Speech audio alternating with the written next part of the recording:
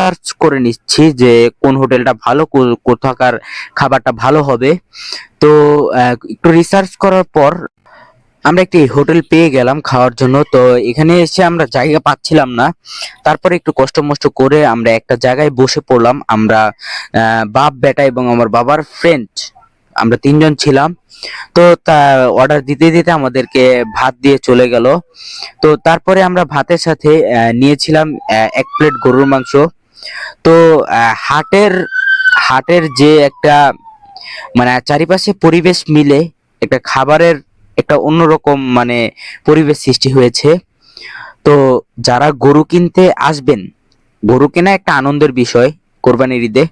তো তারা যদি এই এই ফুটপাতের হোটেলগুলোতে বসে খান, আশা করি আপনার বা আপনাদের সবারই ভালো লাগবে। কারণ মূলত গরু কেনা কষ্ট, কিন্তু আনন্দের জন্যই এখানে আসা হয়। তাই আপনারা অবশ্যই যদি হাটে আসেন দুপুরের সময়, আপনারা চেষ্টা করবেন লাঞ্চটা করার। হাটের পাশে যে হোটেলগুলো থাকবে সেই হোটেলগুলো। আজকে দুপুরের খাবারটা আমার কাছে খুবই ভালো লেগেছিল, একটু অন্যরকম লেগেছিল। তো খাওয়া দাওয়া শেষে এখন আমরা মূলত আবারও গরু দেখার উদ্দেশ্যে যাব। তো ভিডিওটি ভালো লাগলে অবশ্যই পেজটি ফলো করে লাইক দিতে ভুলবেন না। ঠিক আছে, সবাই ভালো থাকবেন, সুস্থ থাকবেন। আসসালাম।